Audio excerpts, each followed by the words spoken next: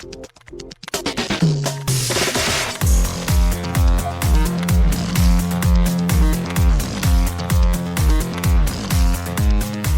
and welcome to Too Fast, Too Forever. With Welcome as a Family, we chose this one. This episode 386, Thrashin from 1986, 386. I'm Joey Lewandowski.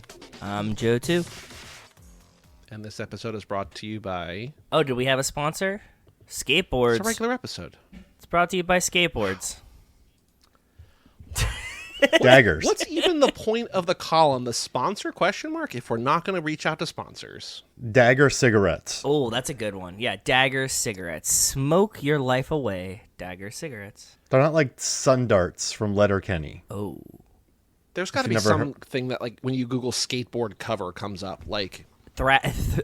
fucking Thrasher magazine. Like, that's what I was thinking this whole time. There you go. Two skateboarding gangs battle each other for supremacy, and a member of one gang falls in love with the sister of his rival. Now on Amazon Prime, Thrashin. We are covering this movie, getting it off the bat, because we've covered almost every other similar 80s action sports movie. We've not done Gleaming the Cube, but I feel like people don't really talk about Gleaming the Cube. I don't know that we one. did Rad, and we did Airborne, and we did a bunch of different things. Solar Babies. Finally, we have not covered Solar Babies. We did Solar Babies for Film Club. Oh, I felt like we covered it for something. We Okay, not. I was thinking about it as I was watching this, but okay, go ahead. With us tonight, you heard his voice chiming in about the sponsor we have or don't have or something. He has been up and down the half pipe of our hearts for years now. Coming to us from the dirty South, we have Mark Hofmeyer. Hello, Mark. Hey, so I'm actually, while recording this, I'm on a skateboard and I'm doing the 20-mile race down the mountain. Is your arm broken? Both of them are. Yeah, and my femur. I'm sitting. He was kind of sitting. I did all of that at the start of the race. Like, that's how many injuries I got. Oh, like, you got hurt. That was all in-race injuries. Yeah. But like when the whistle blew, or when the cord is pulled, or the gun is shot, all my injuries happen then. Oh. So now I'm just rolling down the hill. A great sound condenser I have. You're not getting a lot of wind. A lot of cars are honking behind me. That Zoom noise cancellation is really good. The only problem is when I talk, you hear, and then when it's quiet, there's just nothing. It's fine. We know that when you're talking, we might not know what you say, but we know that you are talking. I'm just looking out for potholes, It's guys. not how you start the race. Yeah. It's how you finish it. So as long as you win, It's when you finish it. Yeah. Yeah. As long as you don't eat yourself I down won't a win. hill like all of these guys did, but sure. Doing 63 miles per hour off a ramp. The to the Widowmaker. finish line. Can you please announce the name of the ramp? Oh man, skateboarding's horrible. It's like I've hurt myself on every vehicle ever. I think I've told you guys this, right? Probably. Yeah, I drove a motorcycle into a mailbox. What? Dirt bike into a tree. Four-wheeler into a house. I've done moped, that one. Yep. Moped into a ditch. I've hurt myself on everything. And so every time I've tried skateboarding, it's ended up horrifying. That was my first question, to be honest with you guys. Like, has anybody ever skateboarded, and what did you think about it? I don't know if Joey has. Have you ever skateboarded? I did not. I went through a skateboarding video game phase, but that's as close as I came. Okay. Hey, me too. Tony Hawk, baby. I never had friends who skateboarded. Like, I now have friends who were skateboarders, but I didn't know them at the time. None of my friends at the time, like, they were all, like, sporty and athletic, but they didn't do skateboarding. Interesting. Okay. I feel like most skateboarding was in L.A., New York, Cincinnati with all the hipsters and Jim Jarmusch. Like, it wasn't a Florida country thing. It doesn't sound like Florida. That's it. why I wanted to ask you too, Mark. Like, I was really thinking about it. Like, Florida doesn't seem like a skateboarding kind of place. Like, Miami maybe, but like not like all of Florida, right? I think if there's anywhere you skateboard, it's probably Jacksonville. Okay. Why? Please expand. It just feels right. Yeah, I think because I think Jacksonville kids are trouble. Okay. Like every time when I was a bouncer at a bar and we knew we had Jacksonville kids coming, I'm like, I'm fighting tonight. Like I knew a fight. I knew I was going to fight a Jacksonville kid. So I feel like if anybody skates, it's Jacksonville. Okay. In Pittsburgh, we had an indoor skate park called Shady Skates. It was very famous. We had near us, there's a thing called, it couldn't have been called Extreme, because it was basically like there was like a roll, like we did roller skating. No, not that, No, Joey. Come on, stop laming this up for us. No. I'm talking about a skate park. I was confusing. No, it wasn't a skate Not park. a But roller there rink. was a roller skating rink, Yeah. but there was also like an indoor area, but it was for rollerblading. I don't think kids skateboarded there. No, Shady Skates was a skate shop that you could buy a skateboard, you could buy rollerblades, and they had ramps and half pipes and things like that. And we went there. Tony Hawk had come there. He autographed a skateboard that was on the wall. It was awesome. My cousin skateboarded in the 90s. I know that. Where did he live? Minnesota. Well, Minneapolis is a skate area. There's a lot of skaters up That there, sounds too. like it, yeah. Yeah, Minneapolis. Like, You gotta do something to stay warm. but I was like 01. Like, you remember when kids came out in 95, a lot of skateboarding, like all that stuff was popular. But in 01, people just wanted like Razor scooters and No. Abercrombie and bad facial hair. Like, no one was into skating in like 2000 to 05. That's my theory. Because like X Games weren't blowing up yet. No one really had too much cable. No, that's precisely when I was skating. But I mean, I was in Pittsburgh and we had an indoor skate. I was also in Florida. Yeah, there you go. See, there you go. Okay. And I wasn't in Jacksonville. Yeah. So this movie was directed by David Winters, who's mostly a choreographer. He did 3 Elvis Legend. movies, including Viva Las Vegas. Nice. Very iconic guy. He was also in, I think, the original Broadway production of West Side Story. Was one of the very few recasts when he made the original movie. He also directed the film Dancin' It's On, which is one of the worst films I've ever seen. How's Get Made covered it, but noteworthy for that. Written by Alan Sachs, who wrote a movie called Pixel Perfect, which I think was a Disney Channel original movie, but also created the show Welcome Back, Kotter. Oh, nice. So, these are people making this movie who don't normally do the things that they're doing. Like, it's not a guy who doesn't usually write. There's a guy who doesn't usually direct. A guy named Paul Brown also wrote it. Don't have much information about him. Alan Sachs also produced it. Shot by Chuck Caldwell, who never really did much. Can't find information about the budget. Can't find information about the box office. Nice. Doesn't have any reviews on Rotten Nice. Tomatoes. Doesn't have any reviews on. It's not even listed on the Metacritic. The only part on the wiki about like its history or reception is Jackass guys talking about it in 2002 about how much they loved it. But like basically, because like Interesting. on Okay, wiki, yeah. there's always like a reception. It's like this movie critically did well, but it tanked the box office. Or like critics didn't like it, but it was great, whatever. And like this is just like the reception is Jackass liked it in 2002. It's like there's no record of this coming out basically at all. So I don't know if it was big, if it was small. I can't imagine it was big because there's no information about it. And I found one interview with Brolin and Tony Hawk, because Tony Hawk has a cameo, Yep. and they both don't think it's a good movie.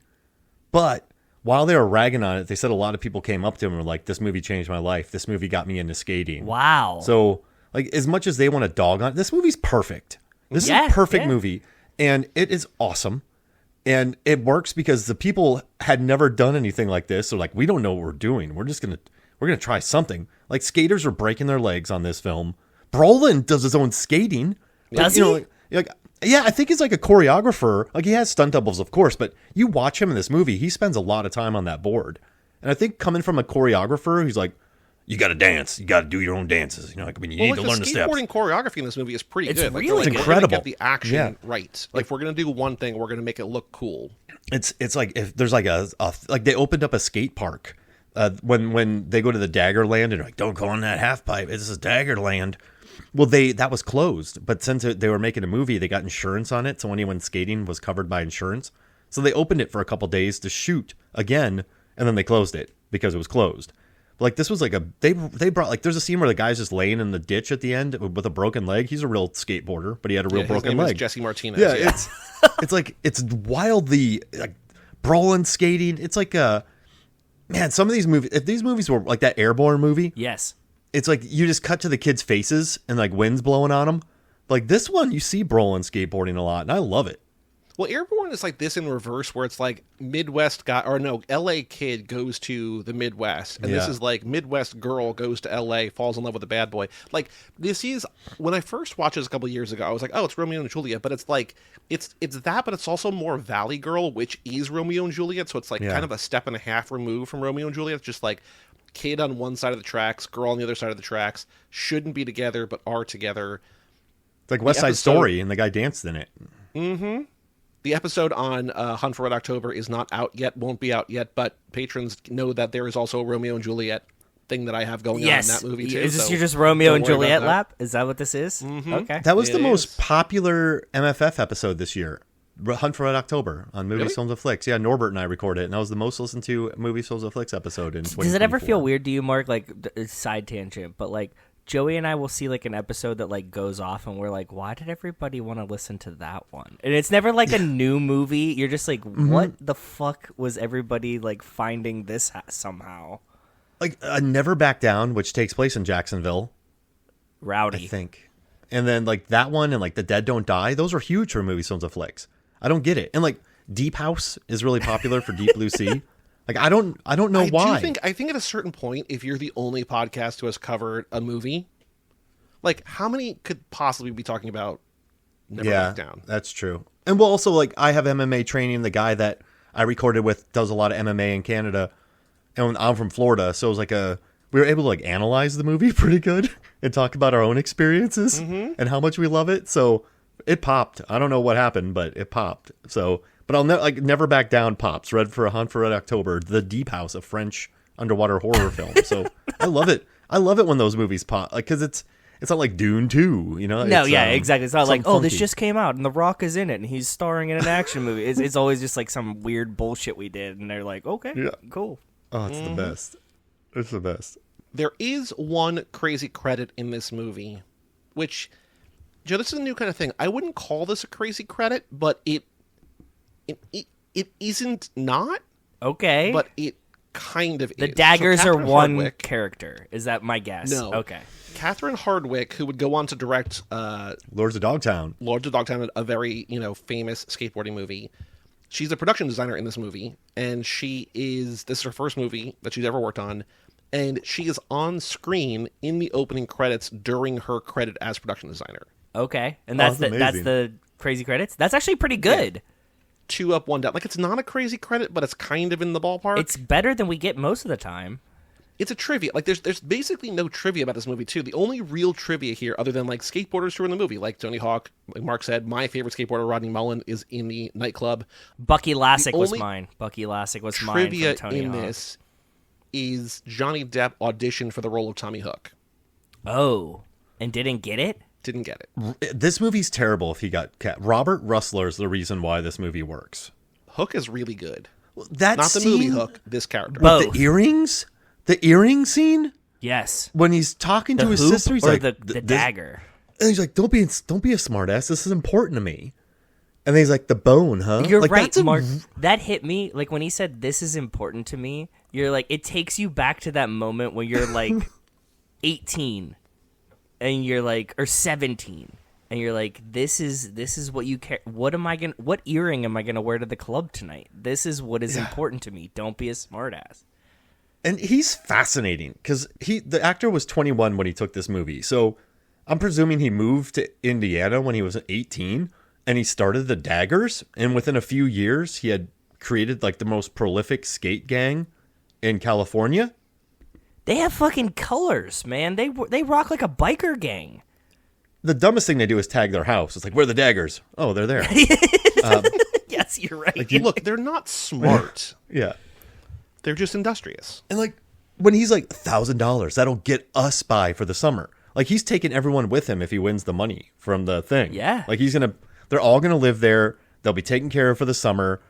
Like he has an odd thing with his sister, but like I just that scene though, I'm telling you guys, when he's like, it's important to me. Like just the way he the says delivery, it. And I the agree. joke. Yeah, he's so serious. It's very sincere. And then I love when he's like, I just love that. Oh, the bone, huh? And also, he invented that joust game, which is one of the most impractical games I've ever seen. Him like fights, like just punch each other.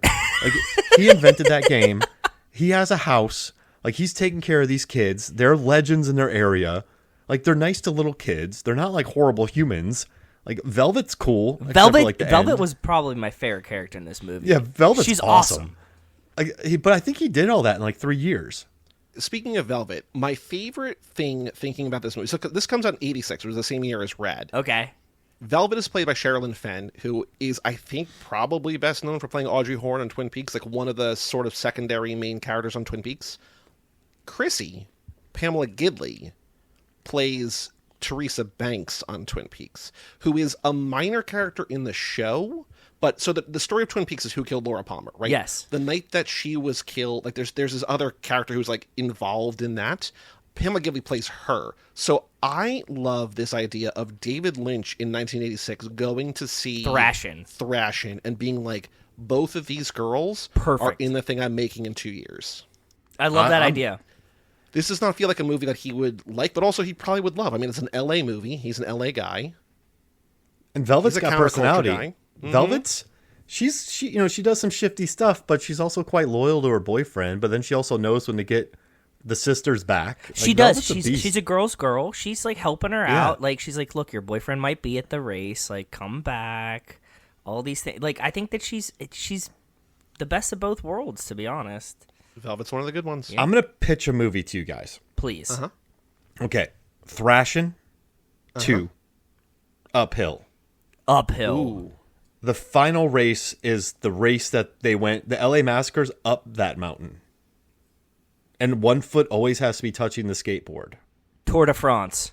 So they have to go 20 miles uphill on a skateboard. So tiring. 2 miles an hour. Yeah. So And, cooked. Like they would just have to kick their way up, and that's the LA Massacre. Well, I like that in this movie, in the LA Massacre, they are, which again, in case it's not been clear, it's a 20-mile downhill race, just like Airborne. It ends with a big downhill race, just like Rad. It ends with like an athletic competition, Of course, where our star is clad in all red. Yes. I like that in the beginning. Like guys are still doing ollies, like they're not going for speed. They're like, no, I'm gonna look cool doing this. It's just like, guy, just go fast. But Fucking just what's like, his no, name is we're wearing gonna- a leather jacket and no helmet. And one guy has duct tape on his fingers. That's like Yeah. one of the best things I've seen. Yeah, these dudes don't care. They're smoking cigarettes. Yeah, I'm he's telling you, smoking cigarettes because his leg is broken. He's just out here. When he blew Guys. out a puff, when his leg was broken and the paramedics are around him, I was like, this is a movie for me. Joe, too, you're great at math. Okay. Sure. I don't know if that's true or not, but I just feel like... Okay. how long does that race take?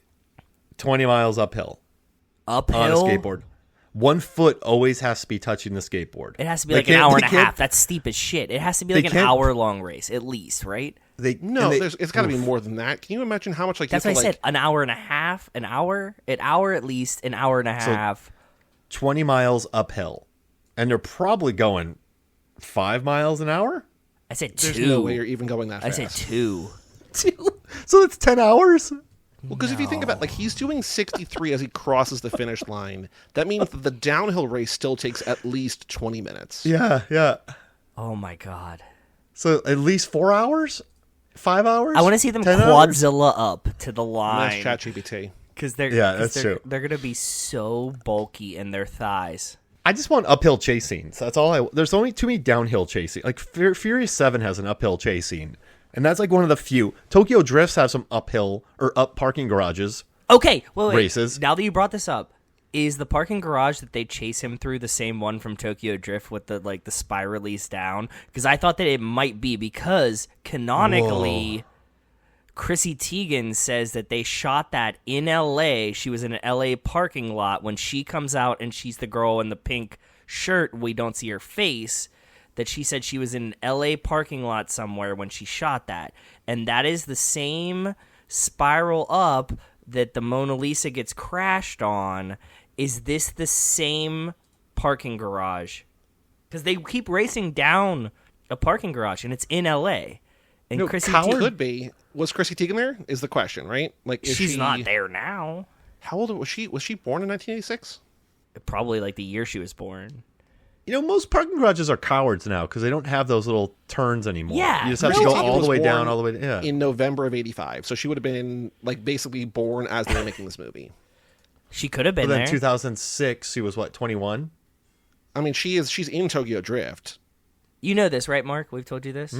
She is the girl with the pink bra and the big boobs coming out of the car at the end in the parking garage. You don't see her face. It's just her, and she says, "Hey, I was in." She like tweeted once, like, "Hey, I was in Couple years Tokyo ago. Drift. I have a pink top on, and I'm coming out of a car." And instantaneously, everybody was like, "This is Chrissy Teigen." There's No, no it wasn't face. everybody. It was one. Oh, sorry, creepy dude one who was just creepy like- dude. Yeah, sorry. And never she's mind. like, "Thank you, but you responded a little bit too quickly for me to feel comfortable about this." I want that. I'm the guy who's just, you see my pecs. Like, no face, just pecs in Tokyo Drift. all ankle for me. All ankle. Who's that guy with the great ankles, you know? I bet Joey's got great calves, so Joey's like the calf guy in Tokyo Drift. Neck. It's all neck for Joey. Although I will say on that, then I want to go back to the uphill thing. I've never seen in a movie seductively sliding jean shorts down upper thighs. Like, do you like in that sex scene in the middle? There's a shot of just her legs, and she's kneeling on the bed. And he's like taking her jean shots, like, but it's like, it's not It's a skirt. It's a jean skirt. It was less sexy. I was like, what body part is this? Like, because it's supposed to be like this intimate moment. I'm just like, I can't figure out geographically where this is happening. I'm like, oh, those are thighs. Because it's so awkward with the skirt. Yeah, I know. This was way sexier than I thought. I'm also like, you have to like move. Like, you have to like unkneel one knee and slide. Yeah. It's just like. I want to say, after watching Youngblood, the hockey movie with Rob Lowe, Keanu Reeves, and Patrick Swayze. Oh, yeah. Mm-hmm. Like, that's a PG movie, but there's an R-rated sex scene in it with a nudity and everything. And you're like watching this PG movie, then there's this straight up, like, naked sex scene, and you're like, wait, what? And then I didn't think she was going to take her shirt off. No. Yeah. The shirt off part of it, I was like, whoa. Rachel came downstairs. I was like, this got way sexier than I thought it was going to be. And then in this movie, Brolin's kind of got the, like, for lack of a term, like in the 80s, like the female type of nudity where he just takes off his shirt and there's just a full-on shirtless scene of him. Yeah. Like, I was like, hey, this is like a good swap of, like, you don't see this much. Like, it was like, and it was in the trailer. And she's shirtless, but we don't see her naked. Mm-mm. And they He have gets all pants the on. And they have beefcake pants stuff, on, yeah. I think. They just hump. Just Yeah, taking with it clothes. slow. They're just Taking it slow. But the Indiana it's, way. it's still sexier than I ever thought that would be in this kind of movie, right? Like I still am watching it and I'm like, there's a lot of canoodling with no shirts on. This is very interesting.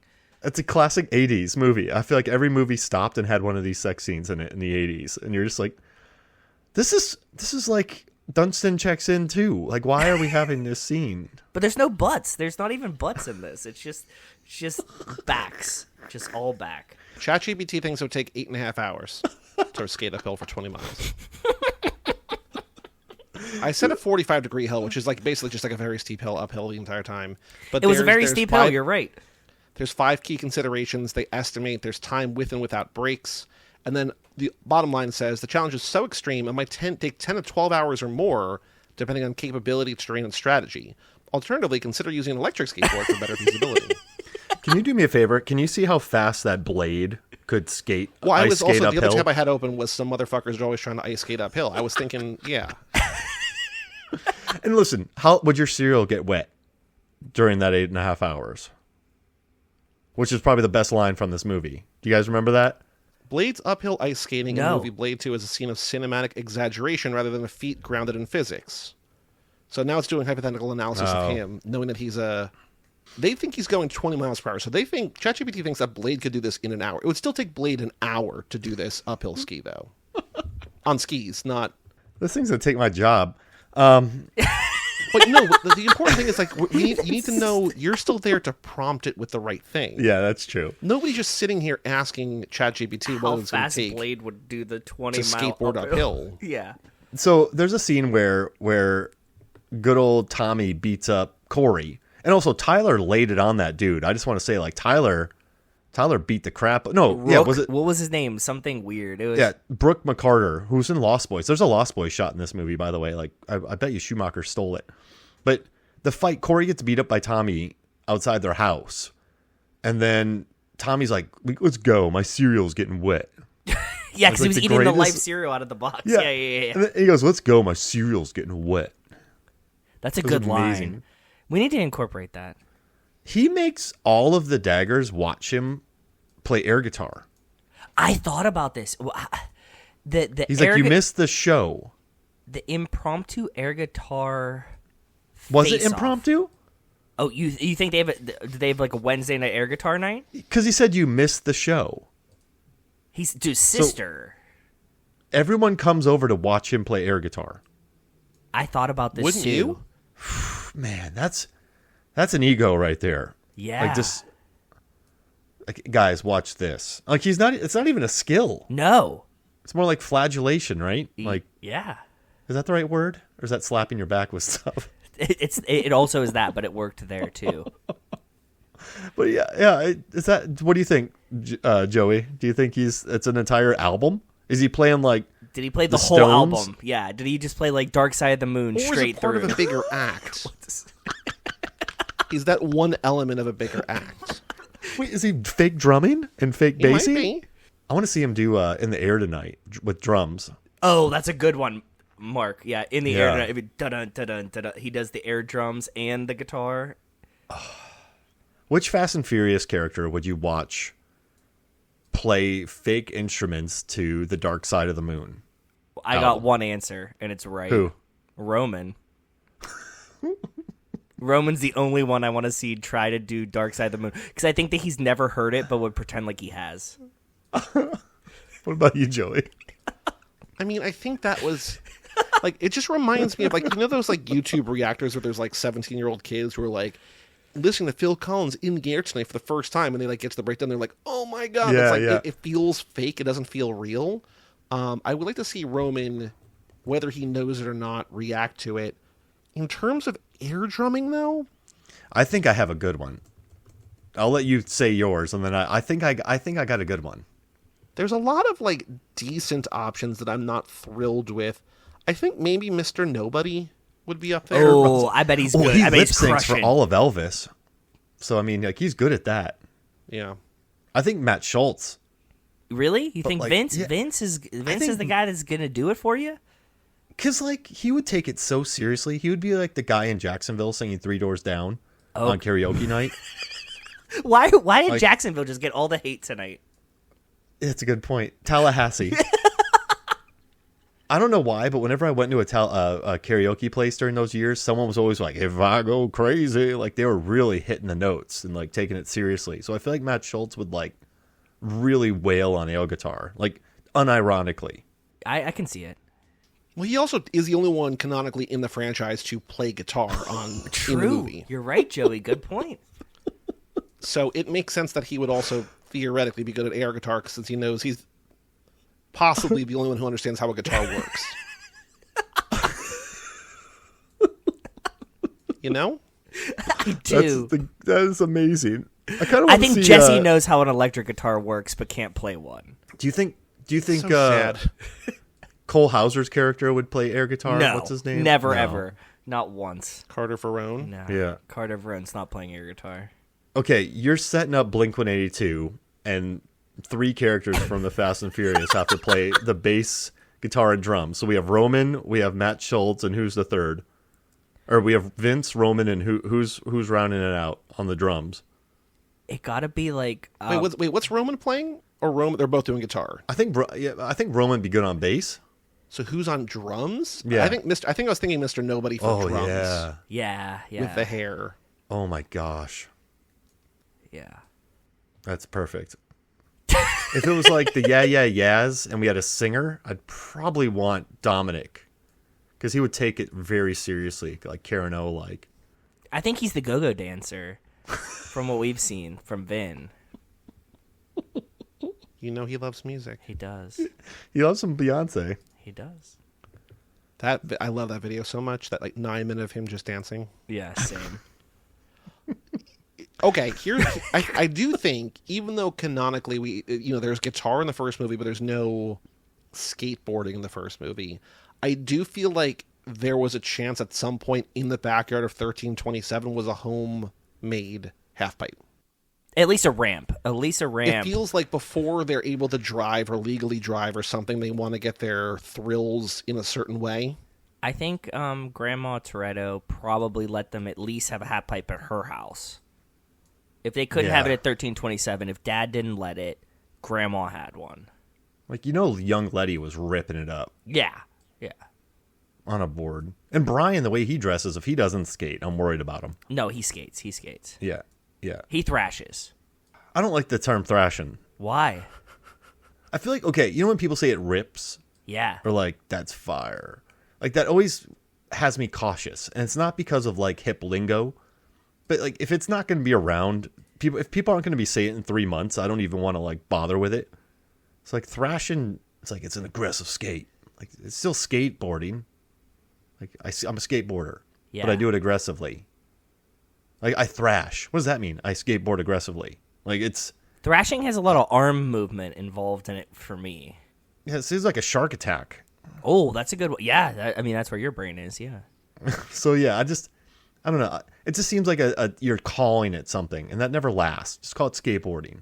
You can't call the movie skateboarding, though. Next week on Too Fast, we're covering skateboarding. The movie. Well, there also is like Hot Dog the movie, right? Like there's There's things you could do the movie, but The beekeeper, the skateboarder, the the wrestler, kind of makes sense within the context of that movie. eraser. Yeah, Eraser's. I mean, there's a lot of bad movie titles, but like not skateboarding. Thrashin'. I guess Meatloaf couldn't sing a song called Skateboard. Those songs had never been released. What? The Thrashin' soundtrack. by Meatloaf and Touch the Sky by White Sister, like the two like most iconic, memorable, songs to montages in this movie, just like were made for this movie, then never released. This I love soundtrack Meatloaf. slaps. I love Meatloaf so much. Thrashes. It Thrashes. definitely thrashes. Yeah. Oh man, but man, the songs hit in this. Like, it's a good soundtrack. This is a good movie, and it's rated well. It's a good movie. My favorite part about this movie is I was watching it today. Rachel was upstairs. She was collecting laundry, and she comes down. She walks in and finishes a line from the movie.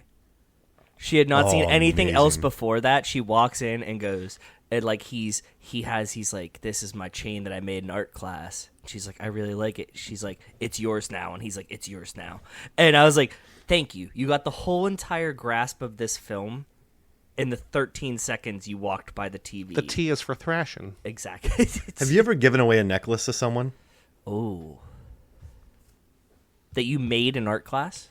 I've never just done that. Here's my slap bracelet, or like, here's my watch. Jelly bracelet. Jelly bracelets? Here's my Live Strong bracelet. Yeah. You gave away a Livestrong bracelet, Joey. No, I didn't, but I had to throw them out because my cat started like eating them, and I'm just like, well, they knew before we did that he was not a good guy. Who? Why did we cancel fucking what's his name? Oh, he was on performance-enhancing drugs. Oh, yeah, but we knew that. Yeah, Whatever. everyone was on that. You're not going. Listen, you're not thrashing uphill Yes. without some PEDs. We're just talking about the Tour de France. Yeah, we all watched what was the movie, the good one, with the Russian guy that was doping everybody. What was it? What was it called, Joey? Oh, the wrestling one? No. The Olympics one. Oh, the biking one, right? the biking With Dolph one. Lundgren and John Cena. No. It was like a documentary.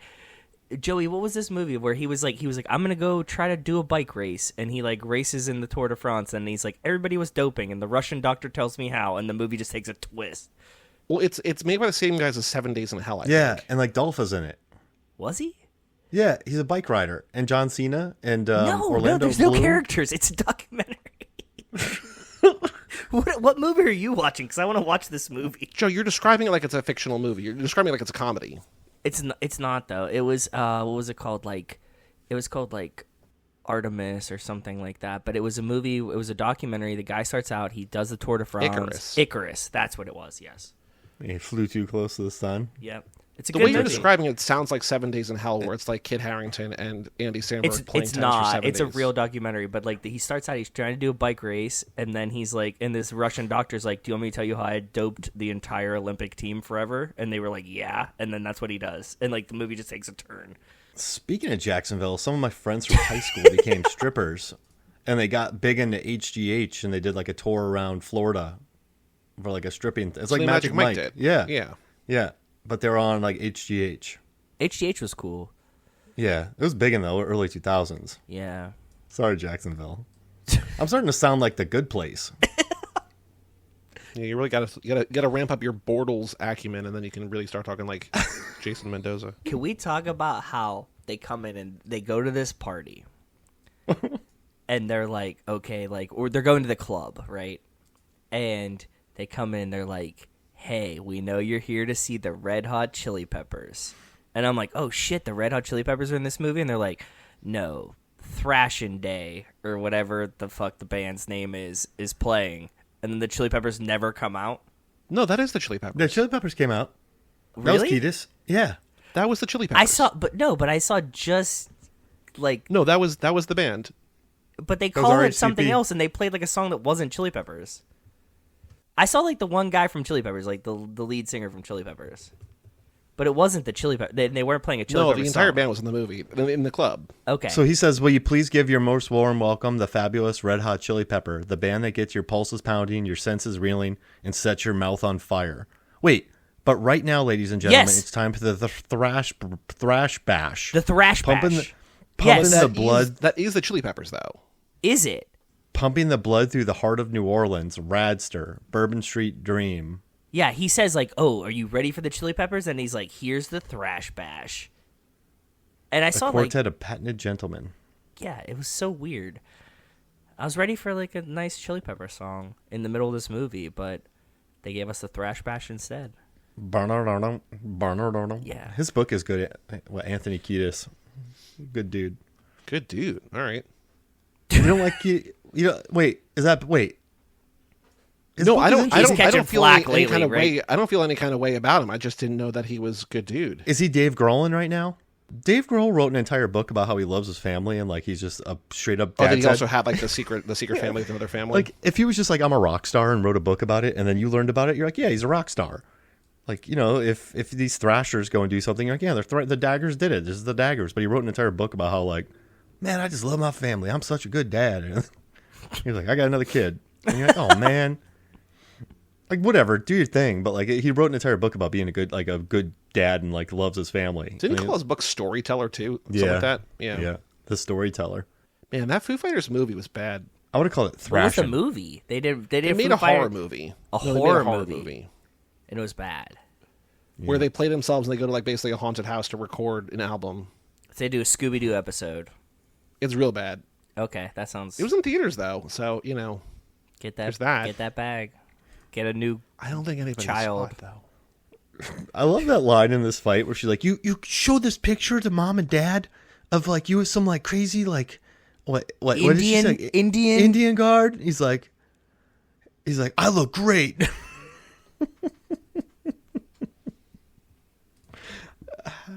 This movie really does make you wonder though, like who's right, who's wrong? Because she's like, The sister's right. maybe Brolin they don't want sucks you in this here. movie. Well, no, I'm not talking about Brolin. I'm talking about like Chrissy and Hook, because he's just like, you think mom and dad would want you out here? They're just like, what? Well, I'm out here, like keep an eye on you. Like they're both like thinking they're there to help the other person. As Yeah. a person that grew up in the Midwest, I can promise you that they sent the sister out there to go check on the brother. Because of that face paint photo. The face paint photo threw them off. He has an earring now. They're like, clean cut sister, go check on your brother. And they told him, like, we're sending your sister out there to hang out with you, but like she's really there to be like the hammer. So is this like a son-in-law situation? What do you mean? Okay, so good old Tommy Hook, Yeah. Indiana boy, moves to California. Carla Gugino, she moves to California. Straight-laced farm girl. She meets Pauly Shore. She gets tattoos, piercings. She comes back super cool. Tommy Hook goes out there, meets Velvet. And Velvet basically adopts him, turns him into Tommy Hook. Oh, no. And then he leads a skate gang. No. I think And then this they is go all- home for Thanksgiving. No. No, This you don't is think all Velvet his did it? doing. I don't think it was Velvet's. No, Velvet is there, and she's accepting of everyone. So I Yeah, don't think she that is. she's forceful in her transition because she doesn't try to change the sister either. True. Know She what I doesn't mean? grease her. No. I think Velvet's just there not to ruffle feathers. Like Velvet's not really understanding. She just like, I won't tell him, but just like get him out of here. Like she's just like, I don't want no more yelling. I'm just Yeah. tired Yeah, of yelling. No more yeah. yelling. There was this show that was on Vice that I loved called King of the Road. Have you ever seen this? No, never. I've heard of it. I've never seen it. Only from me. So Thrasher magazine used to do this thing every year that they would do King of the Road. And they would take 3 factory skateboard teams like Toy Machine, Birdhouse, whatever. And they would take them and they would get in a bus and they'd give them like 5 skaters from their skateboard team. And they would give them a book. And like 80% of the book was skateboard tricks. Okay, and they'd be like, you have to record yourself doing these skateboard tricks. They were very difficult. They were like high-level skateboard tricks. And then also 20% of the book would be like pranks. Okay, so it'd be like, it would be like get your nipples pierced, or like marry one of your teammates.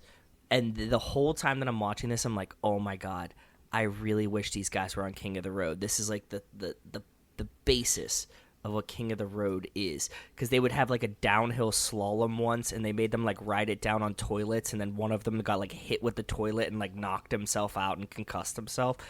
But Who wins, Daggers or the local ramps? The ramp locals in that King of the competition. Road, Yeah. Daggers win. Oh, okay. Daggers It's over is quick. because I think they get all the bonus points from the pranks and stuff. Oh, that's fair. We mentioned on this podcast a couple episodes ago because we did another Walter Hill movie, but like this movie kind of becomes the Warriors at the end. Like it becomes it does.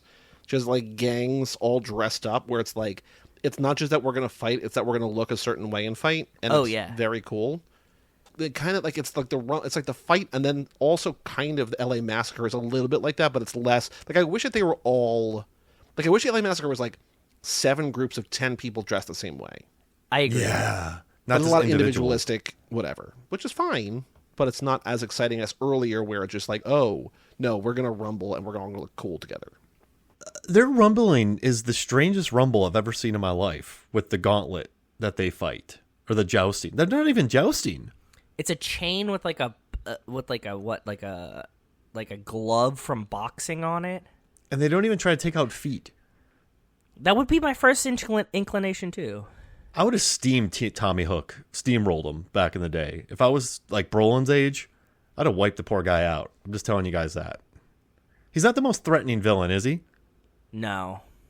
He looks soft. Well, he's sensitive. He Yeah, cares true. how he comes off, right? Like I think there's something interesting about this movie where like we actually get to know the villain in a way that we don't usually Yes, get to right. know. Good point. You see Yes. him in his home. Yeah, and we know nothing about Corey. Corey just gets angry at people and yells, but I think that's more about Josh Brolin's acting skills at the time because he was just so young. Because he just yells at everybody. But then like Hook's more sensitive for sure.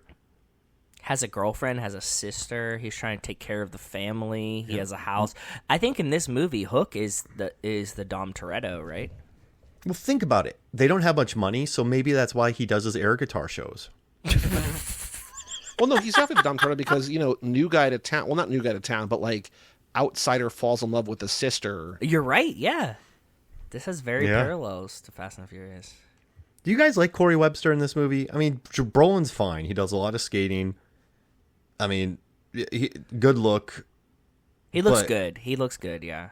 But like Corey, but I love that scene when he calls up Tom and he's like, "Let her on the phone." Like he just yells a lot in this movie. And I guess he wanted to win to pay him back for the thing. Like he seems like a good kid. But he comes over from the valley, ruffles feathers, starts fights. He's not a good communicator. Like she literally leaves town. I mean, he kind of gets duped a little bit, but like if he was more open and honest with Chrissy, she would not have left town, even if, even with the lie, even with the deception there. You're right. He does run after her, but it's kind of late. Yeah. You got to go harder for the girl. Amen. I feel like all these characters are the same, though. Like you have Airborne, you have Corey. They're all sort of Brian. I love Brian though, but like they're all kind of the same guy. And then the villains like Tommy, who's just much more interesting. He's like, man, whenever people look at you, it just drives me crazy. Like he just wants to protect, but he hasn't seen her in years. Yeah. Man, I would hate to date her if he was in high school at the time when she was. That'd be a problem. How old are they in this movie? Did we get an age? I wrote that question too. They're like out of high school, I guess. Brolin lives at home. He's like 20. She's probably like 16. You think she's that young? She's saying frat parties, yeah. But I would say like 16 though. Like she's on the 17. Like Corey still needs money from his mom. Like his mom's awesome, by the way. Like, good luck at your tournament. Here's $30. Love you. Don't get hurt. So not that this matters at all, but Josh Brolin was 17, 18 when the movie was filmed. Okay. Yeah, he reads Pamela that. Gidley, who died, I guess, R.I.P., was 22, 23. So she was actually older. The blonde one, not Velvet. The main girl. Yeah, Chrissy. And Tommy Hook, Robert Ressler, was 22, 23 also. And then Sherilyn Fenn was... What's her birthday? Like, he's 18. He can get 18 and up clubs. I think Corey can. And Most of the people in this movie were born in 65, and Josh Brolin was born in 68. He can get into clubs, I think. Brolin. He's 18. But also in the 80s, you just let your kids go. Here's a question for you, Mark, as a former bouncer. If you saw a punk-ass kid with a fedora trying to sneak in a bottle of vodka under his hat, what would you do with that? Oh, well, that kid did it all wrong, by the way. And I'll walk you through the proper way to sneak booze into an event. I mean, yeah, you just know kids. Like, you know, like, bro, like, just take off the hat. Like, I think I would appreciate it. Like, you got something under your hat. Like, I might let them go in with that because if they're super inventive, I'd let them have it. Okay. But, yeah, if they're trying to lie to me about it, then honesty's the best option. Like if they were like, yeah, I got something on my hat, I'm like, well, it's hidden pretty well. Just go ahead. Like I would let them do that. But yeah, that's not the way to do it. If someone told you I'm sneaking this into the club, you would say no, all right. No. But if I said, take hey, off your man, hat, and he's like, I can't. There's something under me. there. I'd be you like, got okay. me. Like, and we made a joke. I'd be like, all right, I like you. Like if they lied to me, no. And then if they tried to be like, listen, bro, like I'm like, no. If they tried to like make a deal with me, I wouldn't let it happen. If they lied to me, I wouldn't let it happen.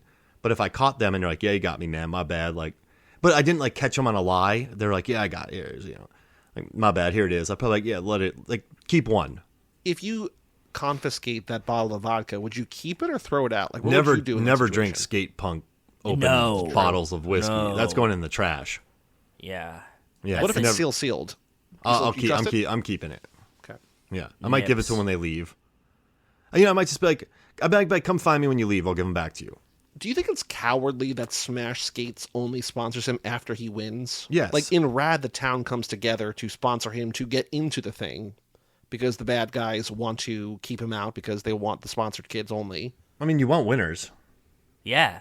Like, It's terrible business to But hire doesn't he have the heart losers. of a champion? If he sponsored Corey and then Corey just had the worst showing ever on the downhill.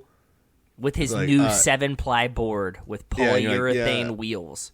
Terrible. Like, no thanks. But I will. Okay, I just want to say, Well, as I mean, a look, bouncer, Zion Williamson wore those shoes in college. They blew up. You know what I mean? So, like, Nike's still around. That's Nike, bro. This is Smash Skates, bro. The hottest skate company in L.A. before I forget, this is how you get booze into a place, and this is Okay, what I would please. do. So when I was at FSU, it was like the era of cargo shorts, and so I had giant cargo shorts. So every time I walked up to go into a game and people were checking for booze, I'd be like, crap. I'm like, sorry, guys. Like, I would pull out like 4 bottles, like mini bottles of one pocket and be like, here you go. Sorry.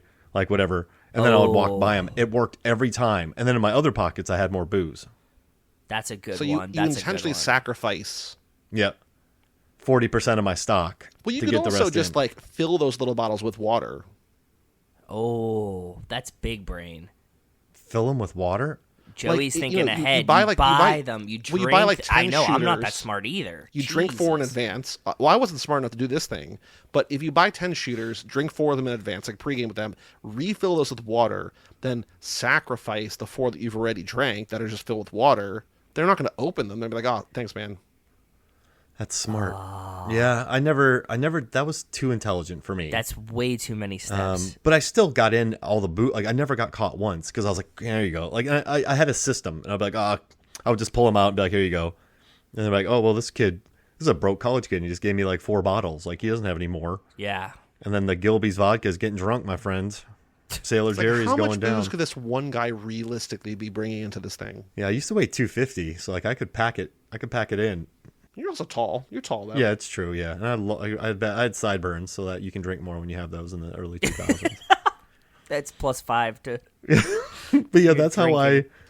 how I'd sneak stuff in, and it always worked. I would just sacrifice a few bottles. What do you guys think of Corey's design of the big tarantula holding a nearly naked woman? He's like, this is my logo. It's amazing. I want to be held like that. She asked, Yeah, and I I do wanna want to be held like that. Only a few minutes. I love that line when she says that. No, I think it's great. Like you know what I like about that scene? That's his most human because he's a kid, and he's like, oh, it's just badass. Like I drew this. I made this in shop. Like I drew all this. Like that's the best scene for Corey because it shows that he's like kind of super nerdy, but like he does his own art. Like that's the best scene of his, and I think it's Some great. artistic shit, girl. Yeah, and I think it's great that he's just like but he's still a kid too, and he's like, look at this tarantula. She's like holding this like busty lady. Like it's like, isn't that awesome? And you're like, well, you know, for an 18-year-old, sure. Yeah, So yeah, I if you're love that 16 scene. and you want it tattooed on you, sure. That sounds perfect. That's Corey's highlight of the film right there. I love that scene when he Joe, does you know that. what you should do is next time you go to Mike's Skin Illustrations, get that tattooed on your body. I would. That's the worst part about Tarantula it. holding a woman. Yeah, that's the worst part about it. I would get that tattooed on me. Be like, what's that mean? It's like, I don't know. I saw that movie once and I kind of liked Yeah, I it. thought it was really stupid. When he hangs from the tree and picks her up That's a great line. at her I brother's thought you house. could fly. Yeah. I thought you could fly. And then they go to, what was it called? Bonnie and Clyde's. I think the name of the place is. Oh, like that, like diner? Is that the diner? What are they eating out of that giant bowl? I have no idea. There's He's like, nothing you really in the knocked bowl, that back. and the people behind them look like they're eating like a bunch of donut holes out of that bowl. I assumed it was ice cream. I assumed it was a big bowl of ice cream. I didn't see a lot of liquid though. No, there's not. There's not a lot at the bottom. He's very proud of her for finishing it. So it's Maxwell's Cafe. Sorry, it's Maxwell. They go to Bonnie and Clyde's at another time, but yeah, Maxwell's Cafe. So I What think are they? I think it's ice cream. She's like drinking. She's like spooning up the soup. Yeah, but we don't know what it is though. Like this isn't. Well, that's a banana split behind them. Like that guy's eating like a big sundae. I can't see you see this. that? No. Wait, so they ate that much? That's what I'm saying. That I mean, bowl that's a very- is that's a- massive. That's a salad bowl's worth of ice cream, and I he mean, pays that's Midwest. $2. He puts $2 on the thing. They're in L.A. I mean, they might have prepaid, and that just might be a tip. You prepay in the 80s for your ice cream, and then you tip at the end. I mean, maybe you order at the counter, pay at the counter, then they bring it over, and he's just like being generous. I also want to say, like, if you eat that much ice cream, like they had a nice time on the date. Like they've been there for a while. Yeah. But no, the guy in the background is on a date with a woman, and he is spooning a big, like, ice cream sundae that has, it looks like about 12 full bananas lining the rim of the bowl. Like, this is like a fruit punch size bowl. That's what I like, for a mean. school dance fruit punch size bowl. I also like that there's like a bowling pin on the table. Like, there's a lot of nice details. I'm also bummed that this movie never came out on Blu-ray in America. Yeah, it's great. You can buy it you can import it, but I can't play that. Listen to this. Ice cream is popular in Indiana, and the state is known for its ice cream production. Indiana is the second largest producer of ice cream in the United States, behind California. So, I mean, an Indiana girl goes to California with the California dude. And She's like, our two states are known for this. Yeah, and so they just slam. I mean, these are kids in their 20s. Like, I might have exploded while doing that, but you could pack it in. You in could the eat 80s. 4,000 calories of ice cream in your 20s. I agree. I mean, look, the only thing we ever see him do in this movie is skateboard. Like, he's always Active. exercising. He's Yeah. always active, right? She's not really, but, you know, Do you want to know what the most popular ice cream flavor is in Indiana? Rocky Road. It's got to be like chocolate or vanilla or something. It's like a there's- Moose Tracks or something. Okay, so I was not too far off. With You Rocky Road. weren't. You weren't far off at all, brother. Yeah, Moose Tracks. But yeah, that makes sense. I think she's an Indiana girl who slammed some ice cream, and now they're slamming it, hanging out. Thrashing. They're thrashing the ice cream. I think the answer is yes, but do you think when they're skateboarding or like luging down Hollywood Boulevard on their skateboards, like that's just like real people, right? That they didn't like clear that. No. Like those are just like people in LA, like that are mad that they're What the fuck is recording going that on? day. Yeah, going to work. That's a great 'cause scene. Also, like you think It about is a great maybe, scene. I really maybe did not like in all of '86. these. Maybe it's not like this, but you know, you see today, you see a bunch of skateboarders and like somebody following them with the camera. You're like, oh, it's just like you might not think it's a movie. You might just think that like they're filming skateboarding, right? But like in '86, maybe a little bit different. But like, it's just like, oh, this is annoying. Yeah. I'm sure in '86, actually, a bunch of people were filming skate videos, so they thought they were just making like, these are my tricks. You know what I mean? Probably, possibly. And also, like, I like how David Winters, West Side Story and a bunch of choreography on movies, a lot of the, like, when the daggers are skating in, when Brolin's skating in, when they're skating, it's like you could just picture gangs dancing instead. Yeah.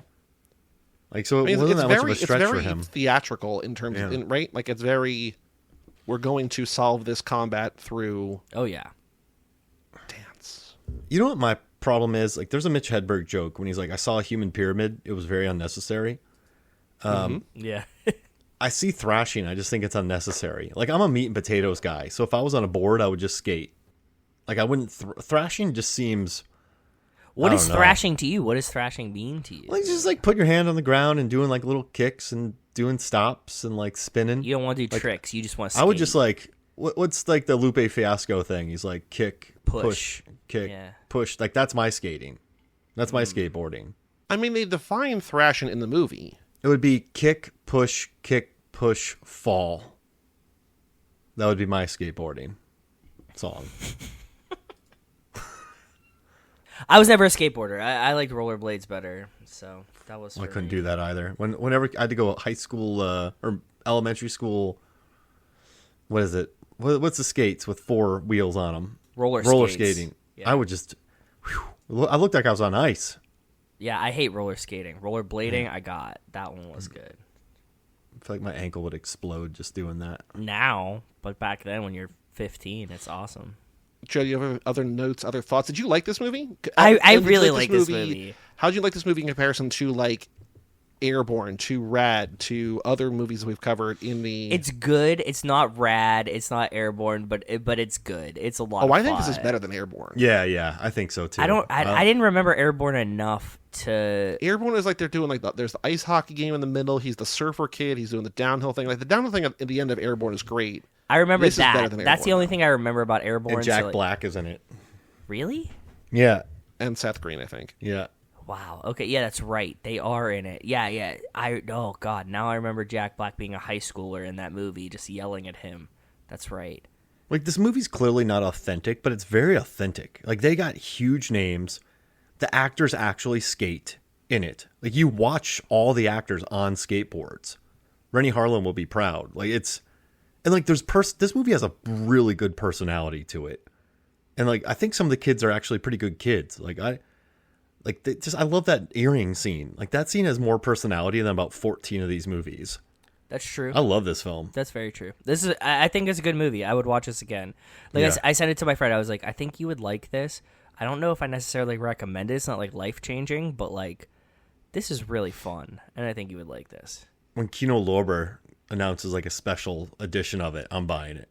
I also just looked up Pamela Gidley. It was never revealed or announced how she died. She died at age 52. Wow. Weird. She was also, I will say, this is sort of a coincidence, bringing things back together for different things we've talked about on this podcast. She is the titular character, Cherry 2000, in the movie Cherry 2000, which I've not seen yet, but I want to. It's high on my list because it's written and directed, or no, maybe not written by, but directed by Steve DeJarnette, who did Miracle Mile. So the female lead in this movie is the titular female lead in Cherry 2000, which was made by the guy who made Miracle Mile. So that seems like a crossover. Plus also Cherry 2000. I don't know what it's about. There's a car on the poster. I mean, we might have to do Cherry 2000 at some point. This movie looks Maybe awesome. we have to. Maybe that'll be a bonus episode this laugh if we... Ooh, like it. Because I think we'll outpace ourselves. But Mark, other notes, other thoughts about Thrashin? Well, yeah, like when he drops his sister off, when Tommy drops her off, he doesn't wait till the morning. He just makes her sleep there overnight. Yeah, weird. And why does Velvet lie about it? It's just, hey, take me to the bus stop. Okay, sleep here overnight. And then she hitchhikes back. Yeah, Like she gets to Winnebago and she shows that leg bit was funny. That didn't even work. Like, and like then she hitchhikes back and makes it there safely. When she said, "You don't even know what I did to get back," I was like, "Are you blowing truckers to get back? Like, why would you say that to him?" Like, That took me to some like what's the Bloodhound Gang song that's horrible? which one? All of them. I love them. But they had a song called "What the Lap Dance is So Much Better When the The Stripper's stripper's crying. Yeah, that's a good one. She just like looks off with a 1,000-mile stare. Mark, do you have any notes, other thoughts about this? I just thank you guys. I know I talked a lot. I know I derailed everything. I know No, I it's thrashed perfect. the episode. It's always perfect. I don't think I've been happier to record an episode in a very long time. Like I love this. You know, this is all right. So sometimes with movie films and flicks, I'll pick a movie where there's just not much to talk about. Like or it's been talked about like ad nauseum. There's a lot to talk about and like explore and riff on in this movie. And like I find that movies that like these cult classics that have a lot of personality are probably the most fun to talk about, like Tammy and the T-Rex or this, like, but they have like the most personality and they're the most fun to talk about. So Well, I think this movie like dares to explore things that other movies sort of don't, right? Like it's just like, well, what if we actually showed you like what the leader of the other gang was kind of like at home? And it's like, why? It's like, well, why not, right? It just sort of, it's doing things other films dare not, and it's interesting. this is serious. We're going to watch Thrashin', official trailer number 1, Josh Brolin movie, 1986 HD, posted by Rotten Tomatoes Classic Trailers 12 years ago. Was Josh Brolin in any movies before this? I didn't ask that before. Goonies. Because you said he's like Goonies. 18, 17. Okay, yeah. Release date earliest first. He was in it's Goonies music video, The Making of the Goonies, and The Goonies all came out the same year, and then Thrashin'. Okay. Second And movie. then I hadn't seen another movie that he's been in until 2000 when he was in Hollow Man. He was in Mimic and stuff between. Like, he's been in stuff, but, like, he kind of went a long time before he like became a thing. What broke him out? Was it No Country? Like why? This is a very strange career. I've never looked at his career because like now he's like a big deal, but like Yeah. pre No Country, there's not a lot. Well, you know, he had a lot of issues, right? No, I didn't. Oh man, like don't read about him in Diane Lane. Him and Diane Lane? My favorite. We did talk about it. She was married to him at some point. But he had like some domestic violence. Yeah. And was he alcoholic? yeah, he was like big. Yeah. But now he has like a whole team around him. Like he's not just him anymore. He's like he has a whole team to keep him sober. So he's turned it around. But yeah, he had a pretty gnarly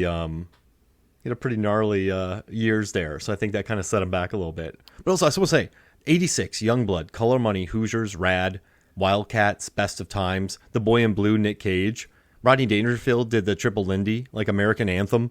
There's some pretty good sports films in 86. Do you know what the sport is in The Boy in Blue? Rowing. Sculling. Yeah, it's rowing, but they call it sculling. In the 1890s. All right, let's watch Thrashin'. I'm proud of you for knowing that, though. Ready when you are, bud. All right, 3, 2, 1, play.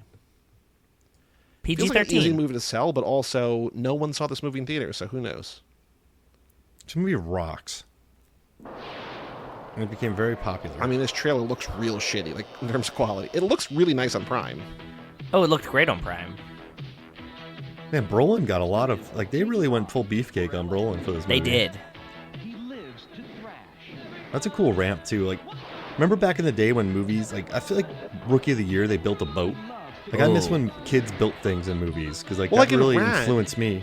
In the backyard, they make that like ramp, you know, that thing that they like bicycle across, and then they have to like try to do the backflip.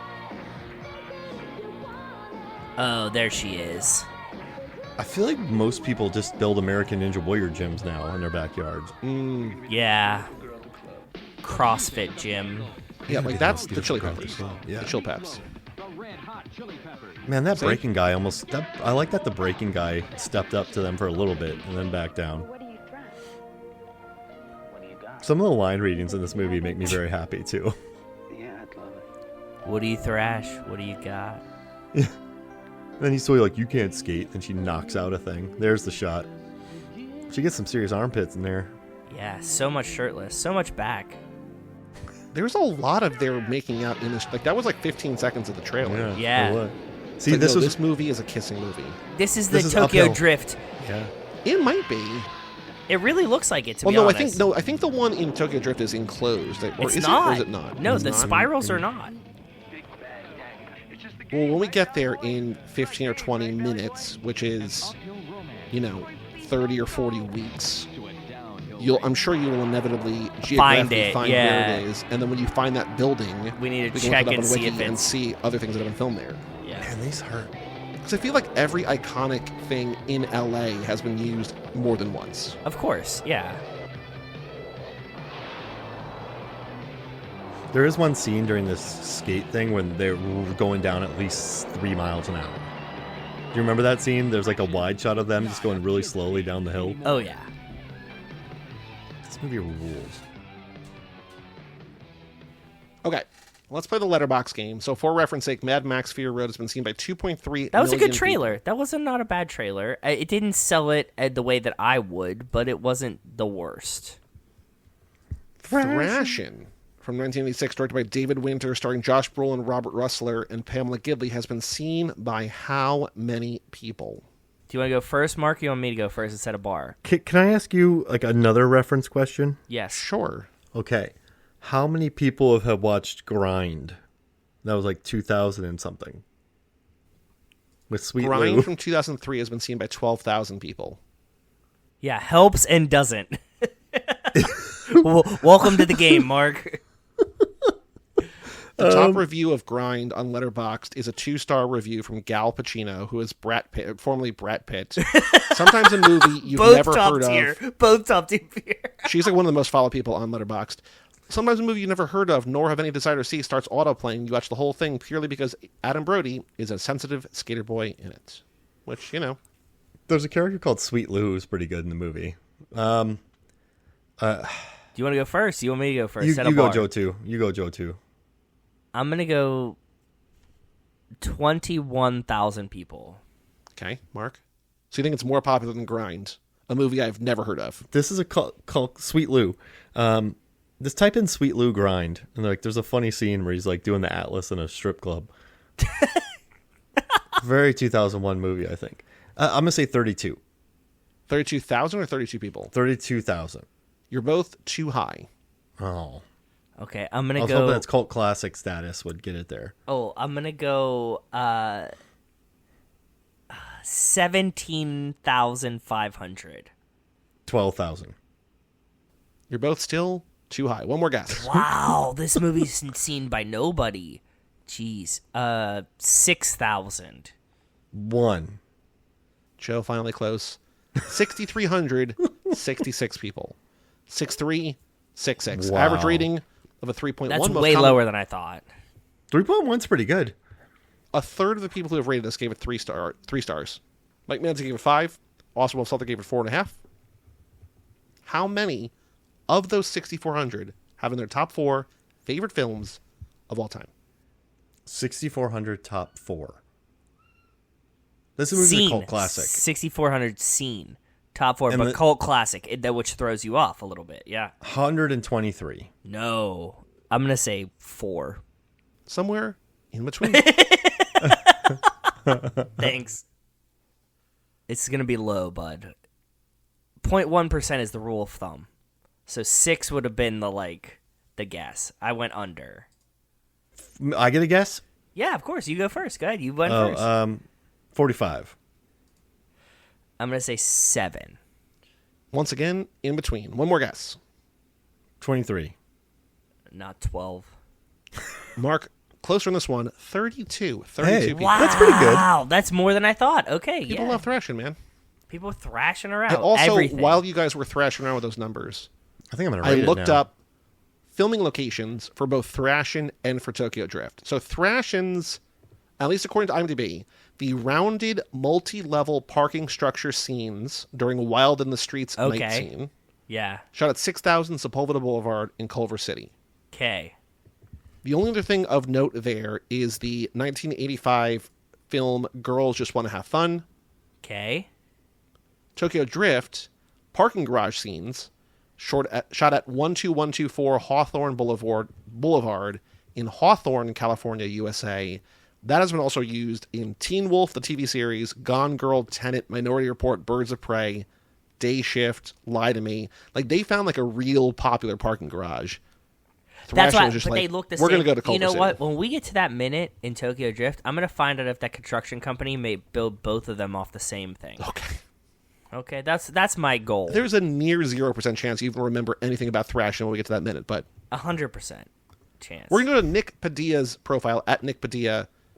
Thrashin, one of his top 4, he gave it 4 stars. Not 5 stars. Only gave it 4 stars. Okay. Chrissy is my dream girl. Daggers for life. So he wants to fuck his sister, is what this guy just said.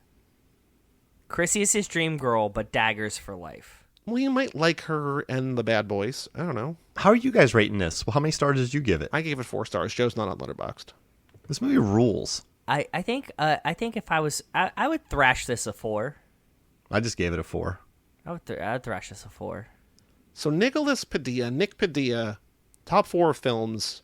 Thrashin's his number 3 favorite film of all time. Okay. Number 1, Mark, is I think a movie in your top 5. Oh. Starring a member of the Fast family. Wow.